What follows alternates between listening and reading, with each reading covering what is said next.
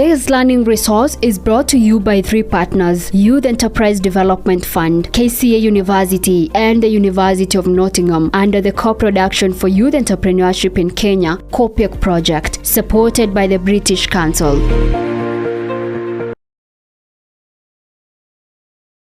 Welcome viewers to this presentation of basic record keeping. My name is Maurice Ondiek from the Youth Enterprise Development Fund. Record keeping is one of the most important part of business management. However, entrepreneurs engage in many transactions which they may not be able to recall as they continue with business or as time goes by. Every day they buy stock, they sell stock, they pay for transport, they buy airtime, they assign tasks, they even receive visitors and produce goods and services. All this requires some record so that in future they can refer. Most small entrepreneurs ignore this part of record keeping. Big institutions like supermarkets, factories, keep records of each and every transaction. Supermarkets are able to keep records because they have all the transactions or all their sales pass through a system, since all their products are tagged and they are all able to be enlisted as the sales occur. This is very different from small entrepreneurs who may have to perform the functions that are being performed with machines in other institutions or qualified personnel like accountants. So an entrepreneur has to play the role of a record keeper, an accountant, and at the same time a manager of all that information. Why is it important to keep records? Sometimes, and where especially the law requires, such records be displayed like permits or certificates of public health. These records have to be kept and kept safely so that there is no dispute that the enterprise has complied. There are records that also help the entrepreneur to determine if the business is making a profit or a loss. This will only be seen if there is accurate information on what has been sold and the cost of sales. Then records also help us where we have misunderstandings or disputes. It is hard to recall a debt maybe of 5 years ago. You may find someone saying, I owe you 500,000, the other one saying it was 250. What can help these people settle the dispute is the records if they were there. Now, as we make decisions, as we plan for the business, it is also important that we are guided by some baseline information. And this can only be available if the entrepreneur was able to keep records, so that you can be able to see patterns, you can be able to see trends, you can be able to know what is required in a particular environment, what are the best days of sales. You may find, for example, the pattern shows the business is doing well over the weekend. So this information can only be useful if we have accurate records. Now, what are the types of records that are necessary for a business person? One, we have said there are those documents of compliance, documents like licenses and permits. As you start your business, you have to keep these documents safe because routine checks by government agencies or the county officers will require that you provide evidence of compliance.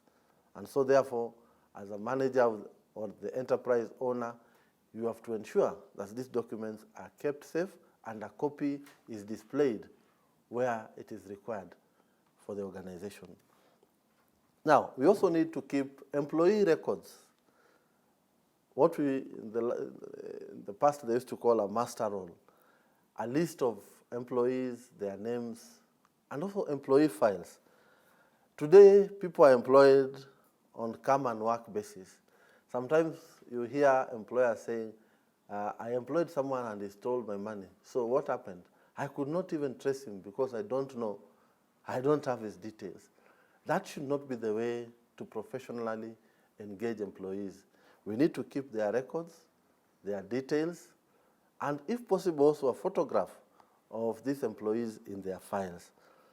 Then we also need to keep records of statutory obligations like NHIF, deductions, NSSF, and payee. It is mandatory that employers comply with these requirements. Then we also have to keep records of stock. One thing that employers should, entrepreneurs should always know is that managing stock is not as simple as people think. It is one that requires a lot of accuracy. It is through the stocks that we are able to generate records of sales. It is through the stocks that we are able to generate records of purchases. And it is these two, the sales and purchases, that will determine whether the business is making a profit or a loss.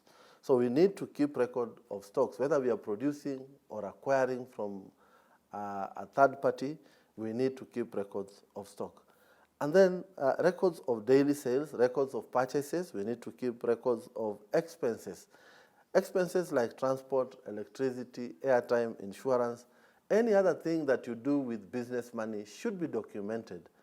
And where possible also, evidence of transactions be provided, like receipts, invoices, vouchers, to accompany expenditure. Then we must also keep records of debtors, have a debtors register, and have a creditors register, and also most importantly, keep an asset register for your organization. Anything you buy in the name of company's money should be part of an asset of that organization. And you must keep records of those assets because it's now a capital expense on the part of the business. Records enable an entrepreneur to be able to determine whether the business is making profit or loss. Also, it enables an entrepreneur to determine the tax obligation and also enables an entrepreneur to accurately submit necessary employee deductions or any other deductions in compliance with sections of the law. Now, our first element of record management, we look at how do we manage or how do we record stores, stock in store. Most companies produce, most entrepreneurs produce, some don't produce but they buy and hold stock before they dispose in terms of sales. So in that process, they need to have accurate records that would show movement from the time stock came in up to the time it went to the customer. And the simplest way to keep this record is to develop a bin card.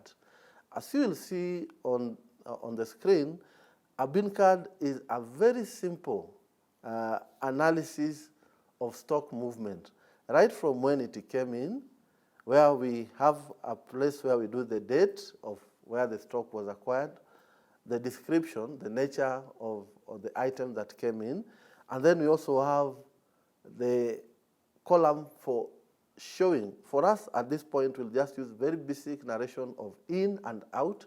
In showing that stock came in, out showing that stock went out, and the balance is what actually is in store. This will help the owner even when doing spot check, or you can even say today we are not selling but we want to stock take, so that you see the accuracy of your enterprise. How is it performing? Is there theft? Is there pilferage? Is there loss? So that what is in the stock card or the bin card should be exactly what is found in the actual stock taking as you count. We look at our example that we have for this. Let's call this business Mr. Otieno's business. On 2nd, he purchased, 2nd May, 50-inch TVs, 50 of them. And so at that time, in our chart, in our bin card, On the in column, we shall insert the number of items he purchased, which is 50 TVs, and at that particular moment he has not sold, so his balance will be 50. On 3rd May, Mr. Otieno purchased, he did not purchase, but made a sale of 10 50-inch TVs. So ask yourself, where do we put this transaction? Is it an inward or an outward? As you can see, when you make sales, items move from your establishment to the customer. And therefore, we shall place the transaction as an outward transaction. And in the out column, we shall indicate Mr. Otieno has let go of 10, so his balance is 40. Again, on 4th, he had a sale of 12 TVs.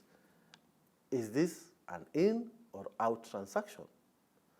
Once again, we find it is an outgoing transaction, and in our table, we shall insert the amount, the number of TVs sold, that is 12, and now the balance moved from 40 to 28. On 5th of May 2023, again, he made sales of 11 50-inch TVs. Again, we ask ourselves, is this an in or outward transaction? We find that it's an outward transaction, and he was able to dispose 11 TVs. Therefore, our balance moves from 28 to 17 TVs. On 6th May, again, he made sales of 11 50-inch TVs. Sorry, 13 50-inch TVs. And therefore, this is also an outward transaction, and we deduct the 13 from the balance, we end up with 5 TVs. That being the case, we have a question here. The importance of record keeping will help a business person to make some very important decisions. You have gone to some establishment, you hear them say, I want to buy, give me 2 pieces of bread, we don't have. Give me this, we don't have. Give me this, we don't have. It's a problem of planning stemming from lack of proper information on records. How does the record keeping of stock help you? Assuming, let's look at this question. Having established the trend, do you think that the balance of 5 TVs is enough for Mr. Otieno to make sales on 7th May? Again, the second question is, which date is appropriate for Mr. Otieno, or was appropriate for Mr. Otieno to make more orders for TVs? Then the third question is, if we are to calculate the average number of TVs the business sells every day, and it takes 2 days to deliver the TVs to Mr. Otieno, what is the minimum number we should always have in store? Then the third question is, if the business makes purchases every week, what quantities should we buy every week as the minimum number? Now, to answer these questions, we may have to calculate the average number of sales Mr. Otieno does per day. Looking at the total number of sales and those days, day 1 is sold 10, then 12, then 11, then 13, then 46, then 13. The total number of sales is actually 46. 46 in 4 days gives us an average of 11.5 per day, which is rounding off to 12 TVs in a day. So with this background in mind, we can say, with a balance of 5 TVs, we can comfortably note the business will not have enough to sell on the 7th of May if demand has the same pattern. Now, if it takes 2 days to order and we are selling on an average of 11.5 or 12 TVs a day, then the minimum number of TVs we must always have in store should be able to last at least 2 days. Because we have seen it takes the transporter, the vendor, or the manufacturer 2 days to deliver to us. Therefore, the minimum stock level or the reorder level we should always have is the average number of sales, which is 11.5 TVs a day, and then times 2 days, which gives us a minimum of 26 TVs in store any given time. This implies that at any given time, our stock when our stock is approaching 26, we should make an order for more. In other words, our minimum stock level must never go beyond 26. If we are to make an order for a week, then how many do we buy as the minimum for that week? We must first establish the number of weeks, the days we have or we work in that particular week. Let's assume in our case, Mr. Otieno works for 6 days because he may also be a religious person. He goes to church, or he needs to rest at least once a week. That being the case, we are looking at the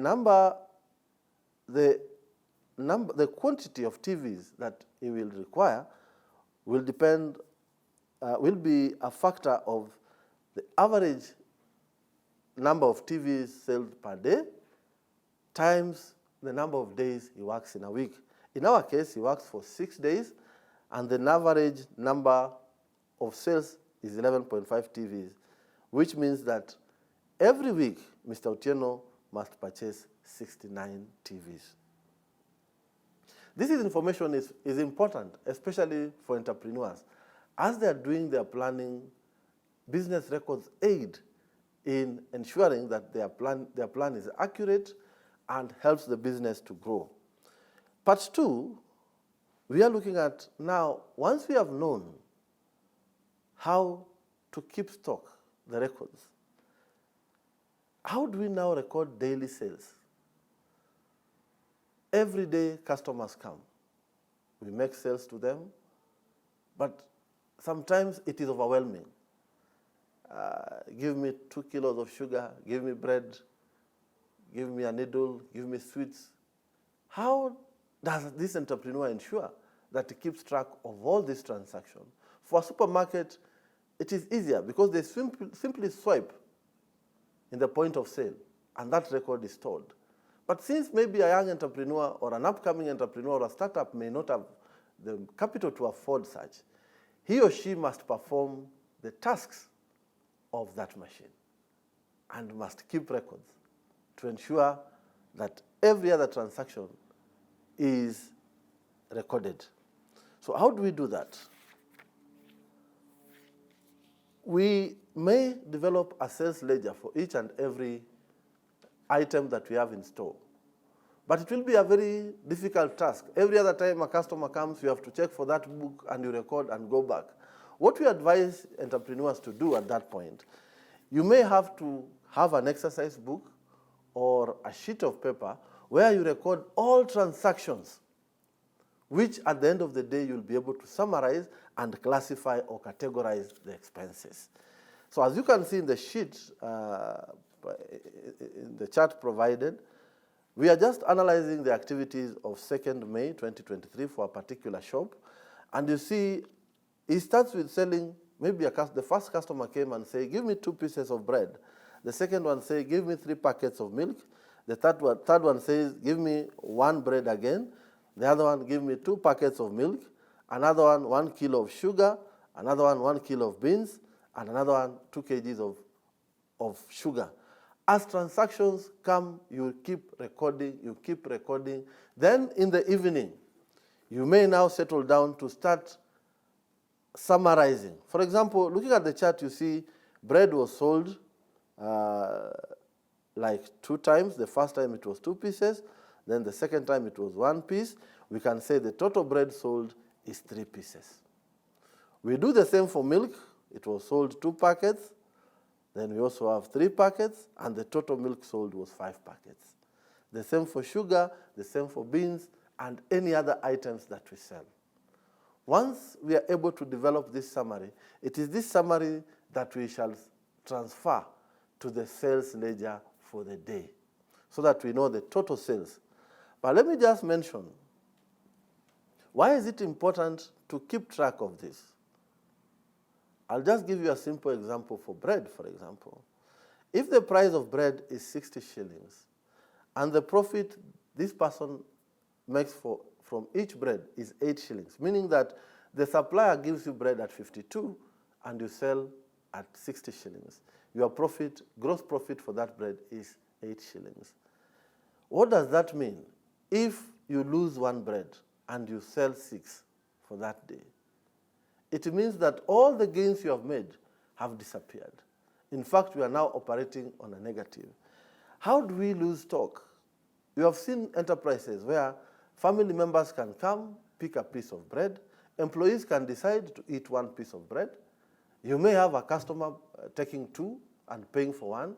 These pilferages will, if not arrested, make the business to go under. Because the loss of 1 may mean the whole crate, the profit from that crate is gone. And therefore, the business is doing nothing but just supporting the suppliers to have an outlet for their products. We have to keep records and ensure we have accurate records and follow up. When we look at the table, once we have done the summary, if you look at the table on the screen, we have an income and expenditure summary for our day 2, where now we are summarizing. We sold 3 pieces of bread. 1 piece of bread is 60 shillings. What is our total sales from bread? It is 180. We sold 5 packets of milk. 1 packet of milk is 60 shillings. What is our total income from milk? It is 5 times 60, and it is 300.